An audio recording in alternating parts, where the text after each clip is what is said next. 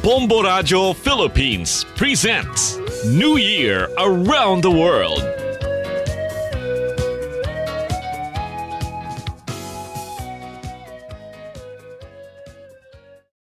Ating New Year Around the World. Ngayon po ay makakasama po natin at nasa kabilang linya na ang ating pong Bombo International News Correspondent mula po sa Israel. Si Sir Shai Kabayan, magandang gabi po sa inyo Sir Shai, or magandang araw sa inyo po dyan po sa Israel. At ayun, kamusta po ang mga sitwasyon ngayon dyan at dito isang araw bago po itong pagsalubong po natin of course ng bagong taon po Sir.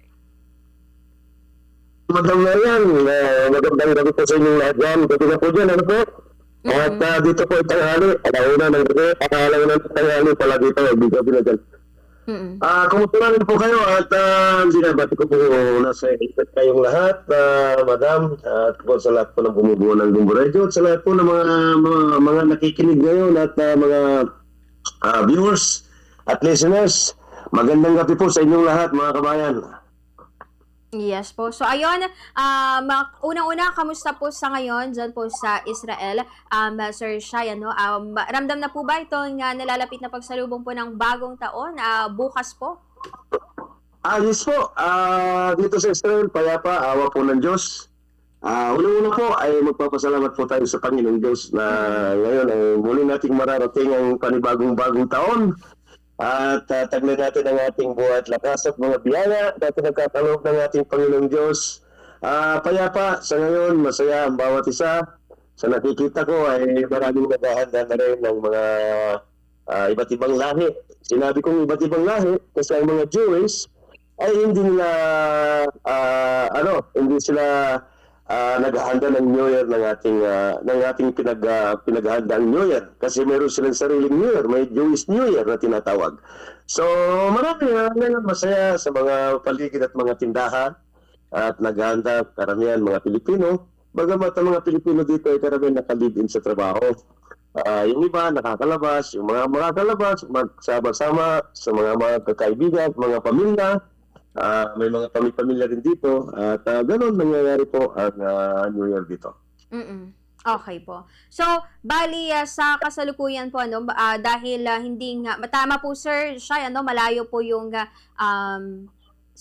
pamamaraan natin ng pag-celebrate ng New Year sa Pilipinas kumpara po diyan po sa Israel, Sir.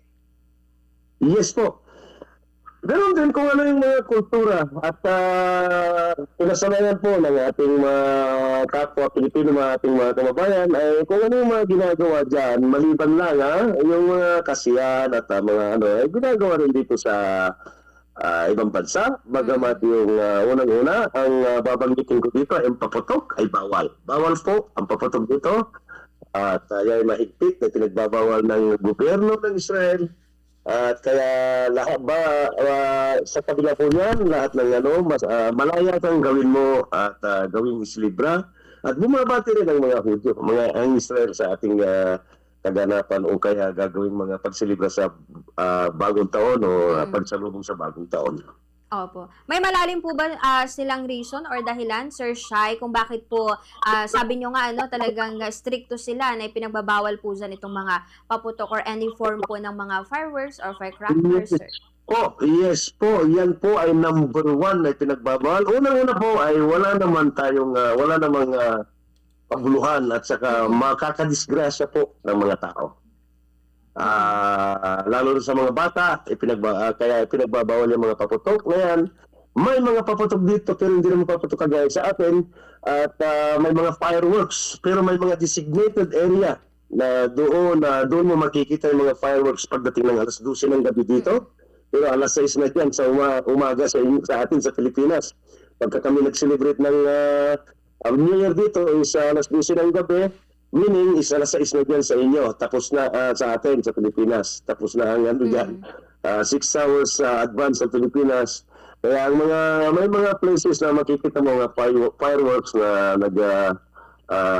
umingilaw. At bukod doon, yun lang. At mga pamilya at mga kasi dito sa Israel, maraming mga foreigners dito at kanya-kanya na lang sa bahay. At yung iba, lumalabas.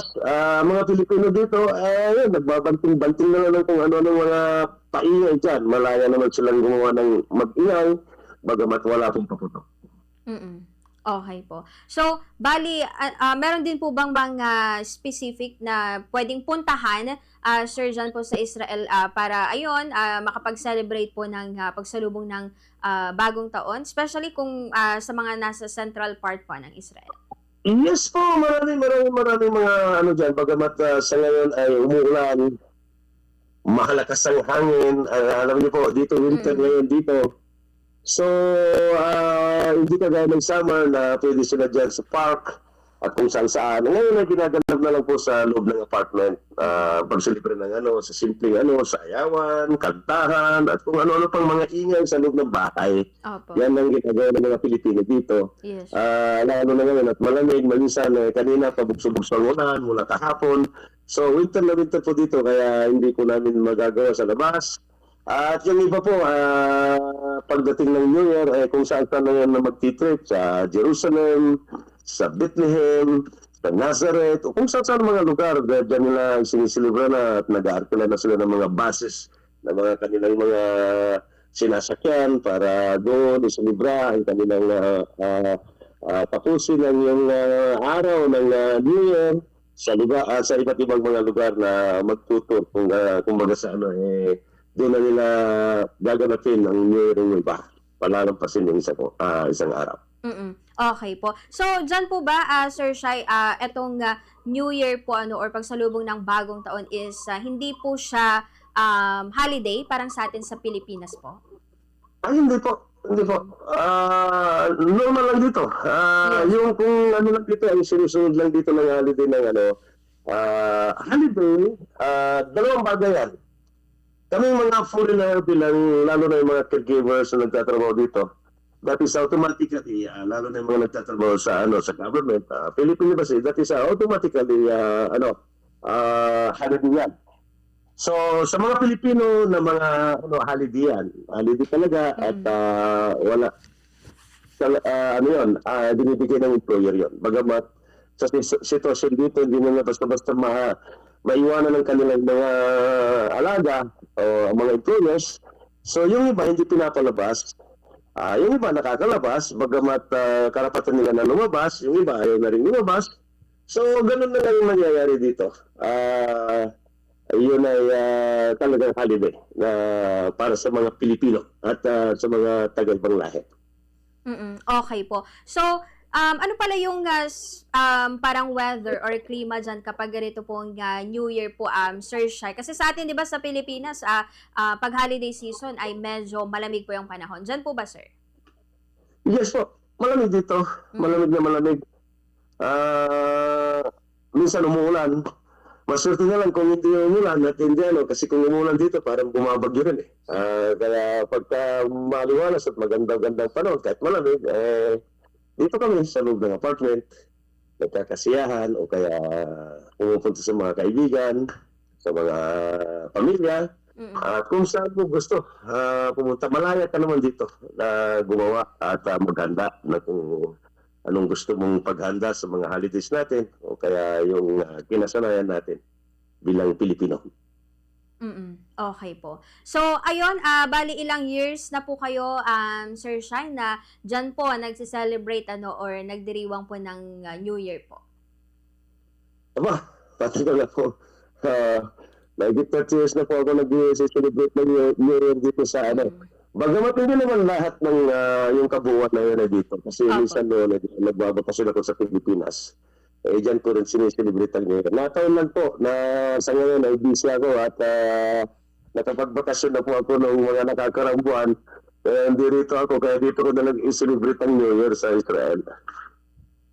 Okay. So, sa loob po ng napakaraming taon na yun, sir, na dyan po kayo nagsiselebrate, Sir Shai, ay paano po kayo nagdiriwang? Na-adapt nyo pa rin po ba yung celebration natin sa Pilipinas or kung paano na po sila mag-celebrate dyan, sir? Kanya-kanyang style na yan.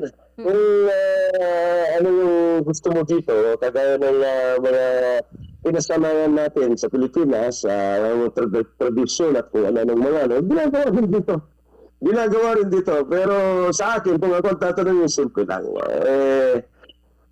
Simple lang. Minsan, dahil sa kabisihan ko, nasa labas ako lagi.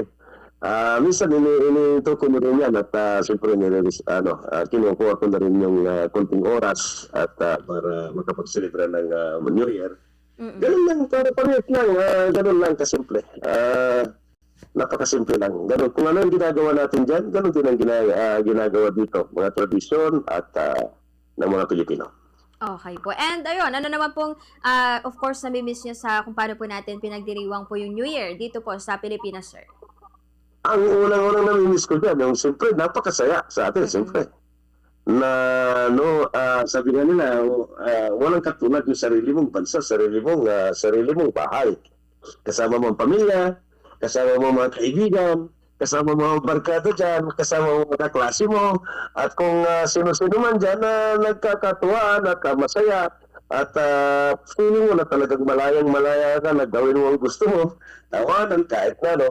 Pero yun ang nakakamiss yan, masayang-masaya. Yung mga palaro, kung ano ng mga tawanan, at kung ano ng mga gimmick ng mga kaibigan natin, mga pamilya, yan po ang nakakamiss. Dahil dito sa abroad, karamihan, hindi kasama ang pamilya, hindi kasama ang mga mahal sa buwan. Okay po. So, meron na po ba kayong plano ngayon, Sir Shai, kung paano po kayo magse-celebrate bukas sa pagsalubong po ng 2026, sir?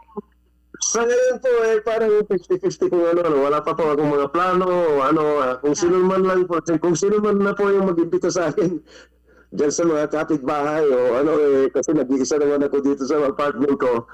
At siguro doon na lang ako kung sinong mauna o lahat sila, puntahan ko na lang. Okay. Bawat na lang ng pagkakataon. At masaya naman pagka gano'n at dito sa apartment na kinarurunod sa building na ito, kung mga Pilipino naman nandito at masaya pagka ganito sumasapit ang bagong taon. Okay po. Pero of course, matanong na lang din natin, Sir Shai, kung sa ngayon, dahil ito holiday season, bagamat hindi siya tuturing naman na holiday dyan po sa Israel, kamusta naman ngayon, sir? Mapayapa naman po, peaceful ang buong paligid po dyan sa Israel, sir? Ang po ng Diyos, yes, mapayapa lahat. At walang anumang nababalita na anumang mga kaguluhan. At payapang kapaligiran, payapang mga tao, at kung magmamasid ka na lang at sa Facebook o nandiyan ng mga nagbabatian at nagbibigyan ng mga magagandang mensahe, ganun lang, payapa dito, normal lang ang buhay. Okay po. So ayun, panghuli na lang, Sir Shai, baka may mga gusto na lang po kayong batiin sa pagsalubong po ng bagong taon at mga nais po ninyo na ibigay din na mensahe kasabay po ng pagsalubong po natin ng 2026, sir. Maraming salamat po, madam, at bibigyan niyo ako ng pagkakataon para batiin ko kayo unang-una sa lahat. Kayo po, lahat po ng bumubuo ng Bumbo Radio. Kayo, Madam Miriam, lahat po ay binabati ko po kayo ng maligayang bagong taon sa kabuuan po ng Bumbo Radio at hindi lang po sa Bumbo Radio Dagupan kundi sa kabuuan sa Pilipinas ng mga Bumbo Radio na nakakalat dyan sa buong Pilipinas. At unang-unang pangalawa, binabati ko po ang aking pamilya, ang aking mga batch nung high school, batch 85, batch 89, binabati ko po kayo ng Happy New Year. Lahat po ng taga-barangay ng Barangay Bani, Bayambang Pangasinan. Happy New Year po sa inyong lahat, mga kabayan. Lahat po ng mga lasinggiro dyan. Happy New Year sa inyo. Magbago na kayo. At sa lahat po ng mga nakikinig sa mga hindi ko lalahatin para binabati ko po kayo ng maligayang bagong taon. Salamat sa Diyos at tayo po ay nananatiling buhay pa at taglan ang buhay at lakas at mga biyayang pinagkakalob ng ating Panginoong Diyos. Muli nating haharapin ang panibagong taon at magpasalamat po tayo. Hilingin natin na payapa at biyaya ang ipagkakalob sa atin at habang buhay at lakas na ito nagkakalob sa atin at hindi natin alam kung ano ang mga kapalaran ng bawat isa. Kaya pasalamat po tayo lagi sa ating Panginoon Diyos. Salamat po at lahat po ng ating binanggit dito, hindi ko na isa-isahin. Nagpapasalamat po ako. Maligayang bagong taon at salubungin na po natin ang bagong taon ng payapa, ligtas ang bawat isa at mabiyaya sa bawat isa ng ating mga kapwa Pilipino at lalo na sa ating mga kamag-anak at pamilya. Maligayang bagong taon sa ating pong lahat. Maraming salamat po, Madam, at kumusta na po kayong lahat dyan? Ayan. Maayos naman po, sir. At po, sabi nyo nga po, sana masaya at maayos po nating salubungin lang itong taong 2026. Looking forward. And po, maraming salamat and advance Happy New Year po sa inyo, Sir Shaizan po sa Israel. Salamat po, Madam. Thank you din po.